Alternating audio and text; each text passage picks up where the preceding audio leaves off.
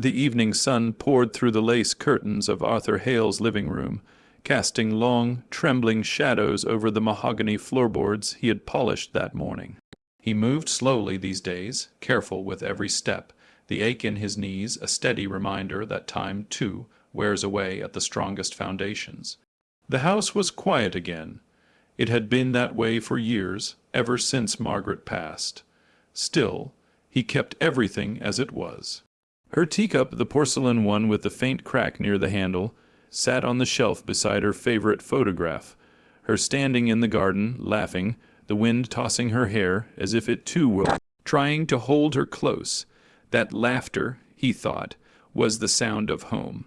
He shuffled toward the armchair near the fireplace, the one he had shared countless winter evenings in, and sank into it with a weary sigh. His daughter, Lily, had just left. She had been here that afternoon with her husband, Tom, bright smiles, forced laughter, and eyes that flickered with something Arthur couldn't quite place.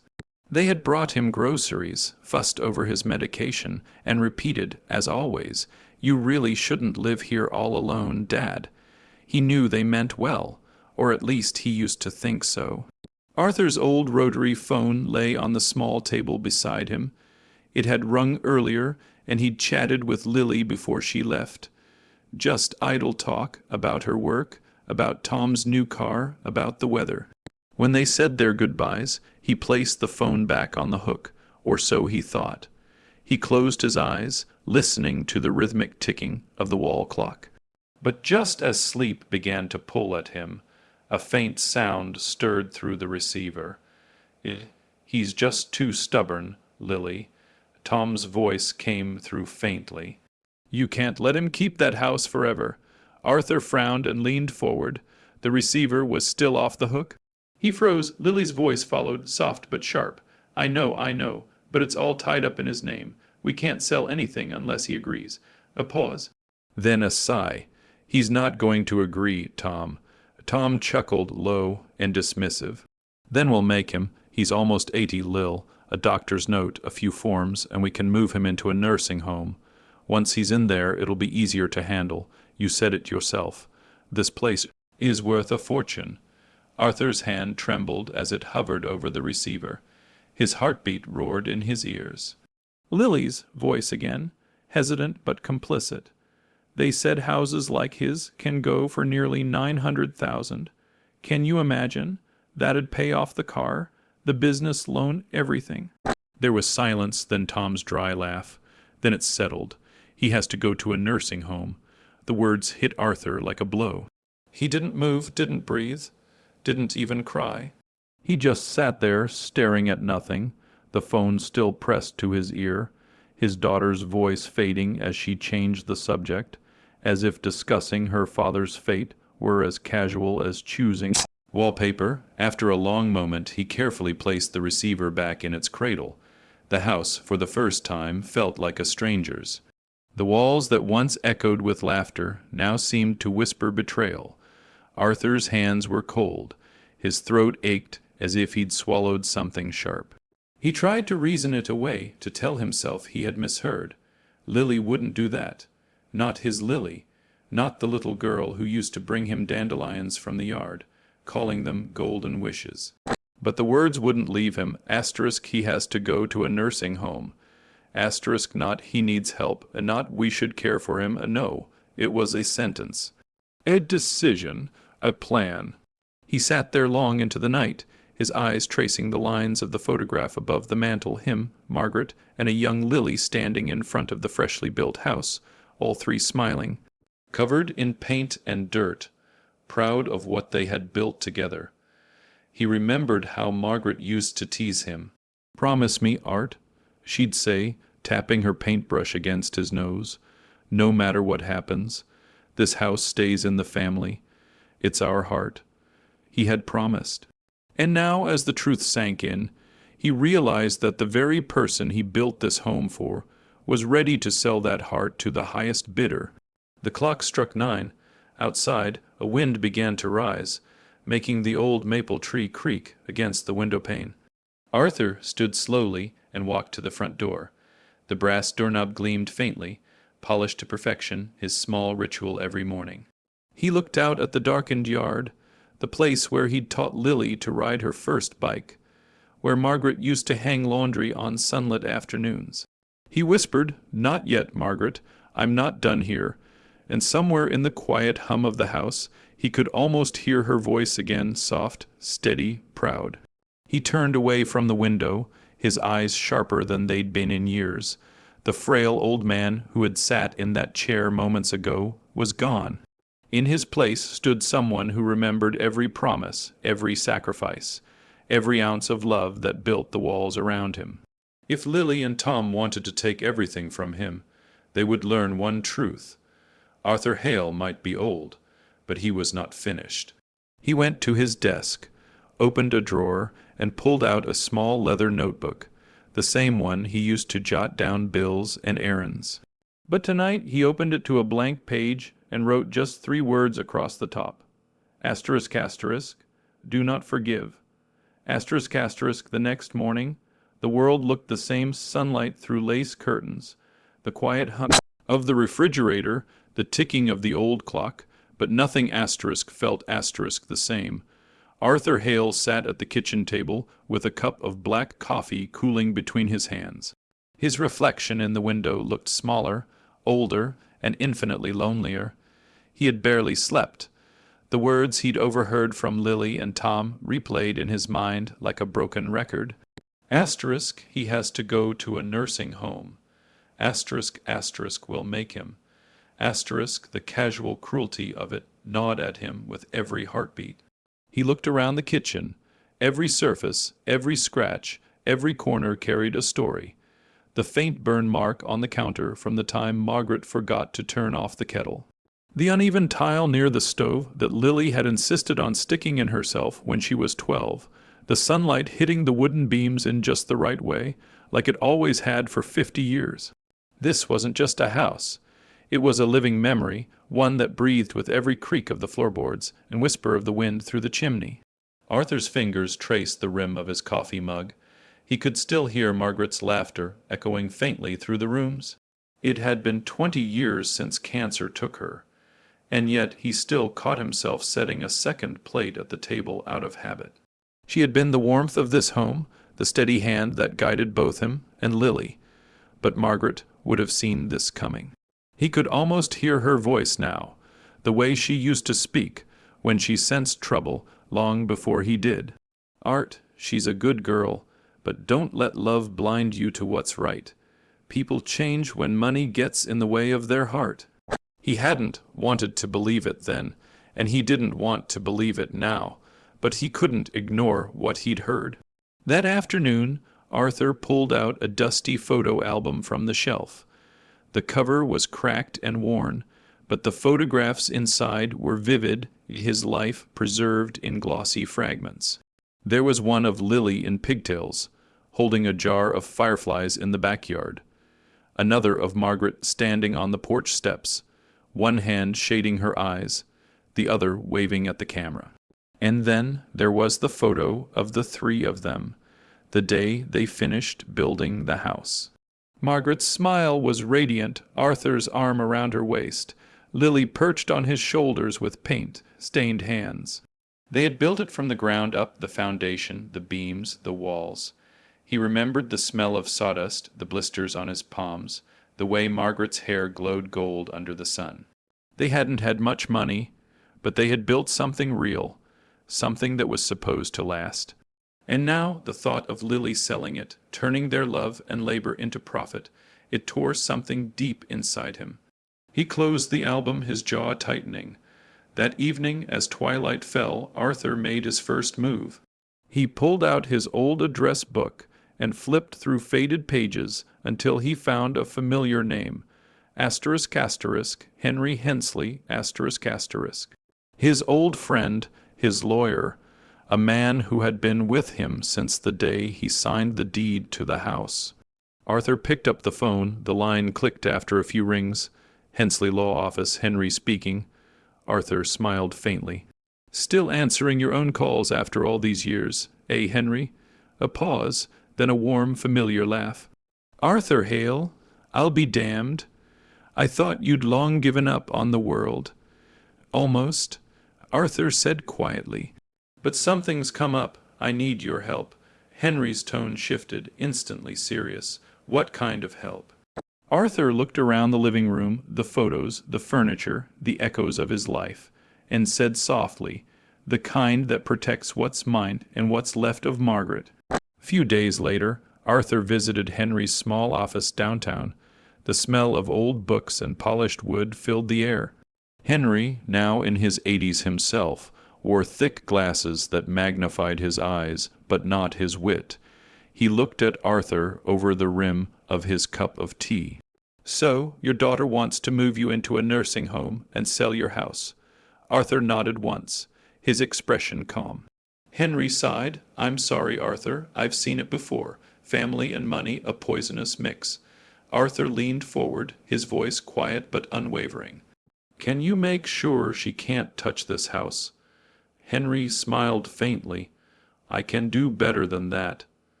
He slid a set of papers across the desk. You can transfer ownership to a trust in your name, with instructions on what happens after your passing. They won't be able to sell it, move you out, or claim a cent without your consent. Arthur's eyes hardened. And I can decide who inherits it. Completely, Henry said. Who do you want it to go to? Arthur looked out the window for a long time. The city was alive, the world moving on as if his life weren't quietly unraveling. Then he smiled, a small, sad smile. I'm not sure yet, he said, but it won't be to them. Over the next few weeks, Arthur acted as though nothing had changed. When Lily and Tom visited, he greeted them warmly, offered tea, asked about their work. He even let them talk about the house, about the renovations they would do, the better life they imagined for him. He nodded, smiled, and listened. But every time Lily said, asterisk, you'll be happier in a nice home, Dad. Asterisk, he could see the flicker of guilt in her eyes, and the greed behind it. He kept every conversation polite, every gesture gentle. But inside, he was building something, not out of wood and nails this time, but of quiet intent and careful plans. The old man they thought was slipping away was watching everything. And as the weeks passed, the bitterness that once burned like fire began to cool, not into forgiveness, but into something sharper, colder. He no longer dreamed of vengeance. He dreamed of justice. He would give them what they wanted, the illusion of success, of inheritance, of control. And then, when the time was right, he would take it all back. That night, before bed, Arthur sat by the window, looking out over the dark yard. The moonlight spilled across the lawn, illuminating the garden he and Margaret had planted together. The roses were still blooming, even after all these years, a stubborn beauty that refused to fade. He whispered into the quiet, They think I'm weak, Margaret, but they've forgotten who built this place, who built asterisk them. Asterisk. The old house creaked softly in response, as if agreeing. Arthur smiled, his reflection faint in the glass, not of a frail man, but of a builder once more.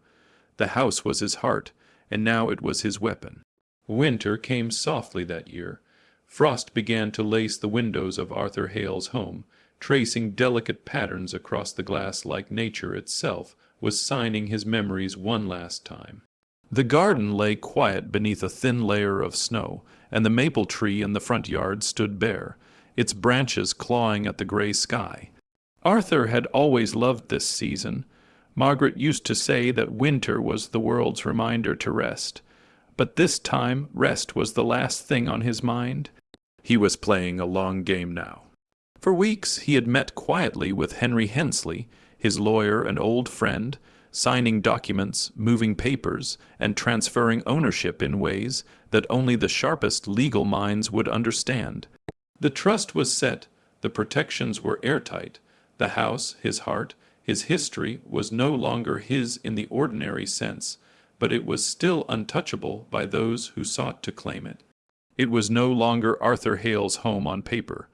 It was now owned by Asterisk, the Margaret Hale Foundation Asterisk, a charitable trust in his late wife's name, designed to one day support local widows and veterans. And Arthur was the sole lifetime tenant, free to live there until the day he died. No one could sell it. No one could move him, not even Lily, and yet they tried. Lily and Tom began visiting more often after that, far more than they used to. Their tone was gentler, their smiles wider. They brought him his favorite apple pie, asked him about his health, even offered to take him out for drives. Arthur played his part perfectly, the kind, aging father, smiling at their concern. But behind his gentle eyes, he was watching, measuring, and waiting. Then, one afternoon, Lily arrived with a man in a suit. "Dad," she said sweetly, "this is Mr. Cranston. He's a real estate advisor. Tom and I just thought we'd get an estimate on the property, in case you ever decide to downsize." Arthur looked at the man and smiled faintly. "Well, isn't that thoughtful of you?" The man, oblivious to the tension in the room, began walking around with his clipboard, complimenting the vintage architecture and the spacious lot. Arthur followed silently, nodding in all the right places. When the man left, Lily clasped her father's hands between hers. "Dad, we just want the best for you. You deserve comfort somewhere safe, where you don't have to worry about anything." Arthur looked into her eyes. There was a flicker of sincerity there, perhaps even guilt, but greed had long since taken root where love used to live. He smiled. "You're right, Lily. Maybe it's time I stop worrying." She beamed, relieved, and hugged him tight. Arthur closed his eyes during the embrace, not to enjoy it, but to remember it, because he knew it would be the last time her affection was real, even if only out of habit. 2 months later it happened. Tom came to the house with a folder of papers and his usual salesman's grin. "Dad, we've found the perfect place for you, a lovely retirement community by the lake. Great staff, peaceful setting. You'll love it." Arthur looked at the papers. "And the house," Tom hesitated, then said, "we'll handle it. It'll be easier for you not to worry about the details." Arthur's lips curved slightly. "Of course, you know best." They mistook his calm for surrender. In truth, it was preparation. Within weeks, they convinced him to temporarily move into the assisted living facility. They told him it was just while they cleaned up and fixed the place for sale. Arthur, steady as ever, agreed. He packed a single suitcase, clothes, a few books, and one photograph, the one of him, Margaret, and little Lily standing in front of the newly built house. As they drove him to the facility, Lily talked about all the wonderful things they'd do with the money once the house sold, how it would secure the family's future. Arthur sat silently, looking out the window. Every turn of the road took him farther from the home he'd built with his hands, but not from the truth. When they dropped him off, he hugged Lily one last time. "Take care of the house," he said softly. "It's full of ghosts." She laughed nervously, thinking it was a joke. "We'll take care of everything, Dad." He smiled faintly. "I know you will." The sale went through faster than Arthur could have imagined. $8, 190 zeros, €0, the price they bragged about, the sum they thought would set them free. They celebrated with champagne and posted pictures from a fancy restaurant online. Glasses raised, eyes bright, hearts blackened. They thought they had won.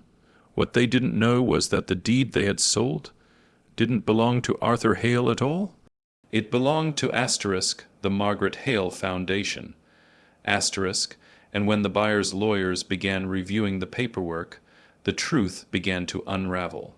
The documents Lily and Tom had signed weren't valid. The sale wasn't legal. Every cent of that $890, 000 would soon be frozen under investigation. And Henry Hensley, quiet, old, and fiercely loyal, was already several steps ahead, while Lily and Tom flew off on a short business trip to celebrate their success. Arthur was moved to a small cottage on the edge of town, one he had secretly purchased under his own name years before, a modest place surrounded by fields and trees. It was peaceful, simple, but it was his. He unpacked his suitcase slowly, setting the old family photograph on the windowsill. The cottage smelled faintly of pine and old books. As he settled in, he picked up his pen and began to write, not in anger, but with clarity. A note written in his steady, deliberate handwriting, addressed to Lily and Tom. When he finished, he folded it neatly, placed it in an envelope, and smiled for the first time in months. "Goodbye, my dear Lily," he whispered to the photograph. "You've taught me what love costs when it's traded for greed." Then he called Henry. "It's done," Arthur said quietly. "Then it's time," Henry replied. "I'll make sure the note gets where it needs to be." Days later, Lily and Tom returned from their trip tanned, laughing, glowing with the thrill of easy wealth.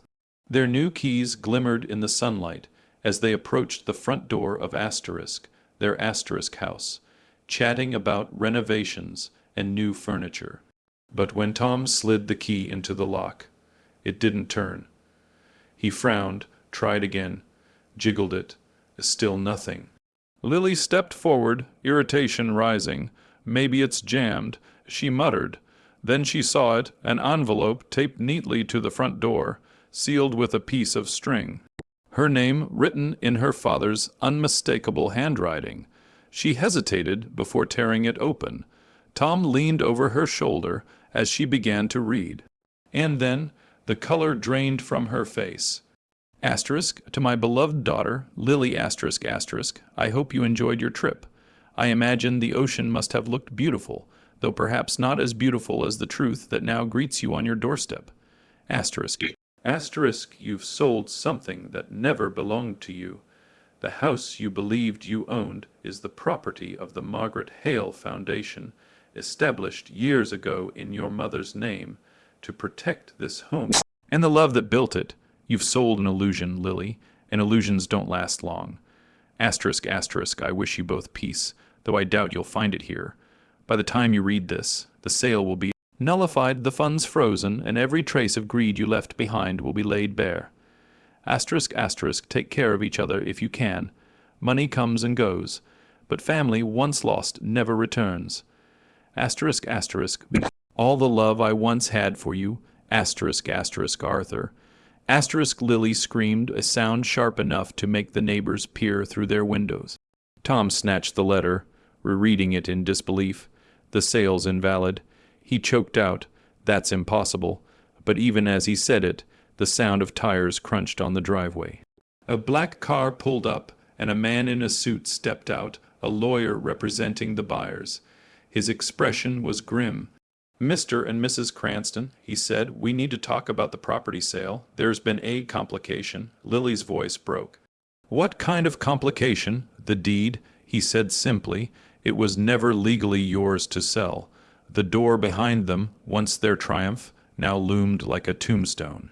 Across town, in his quiet little cottage, Arthur Hale sat on his porch, wrapped in a blanket, sipping tea as the evening sun melted into gold across the horizon. He didn't smile in triumph, he didn't laugh. He simply closed his eyes and whispered to the fading light, "It's done, Margaret. The house is safe." The wind stirred gently through the trees, soft, approving, and for the first time in years, Arthur felt truly at peace. He had lost a daughter, yes, but he had kept his promise. The house, their house, would stand long after greed and betrayal had turned to dust. The winter morning broke pale and soundless, sunlight filtering weakly through a veil of mist. The house on Maplewood Lane, Arthur's house, stood still and silent, a monument of memory and regret. Only the faint marks of tire tracks in the driveway showed that someone had come, and then left in a hurry. Inside the car parked across the street, Lily sat motionless, staring through the windshield at the place that had once been her childhood home. Her hands were trembling around a crumpled piece of paper, her father's letter. Tom sat beside her, jaw tight, face pale with disbelief.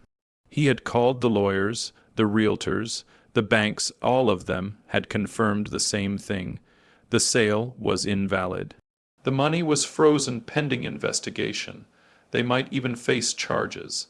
Everything the $890,000, their plans, their dreams gone in a blink. Lily reread the letter for the 10th time, tears smudging the ink. Every word was like a blade, cutting deeper not because of anger, but because of how calmly her father had written it.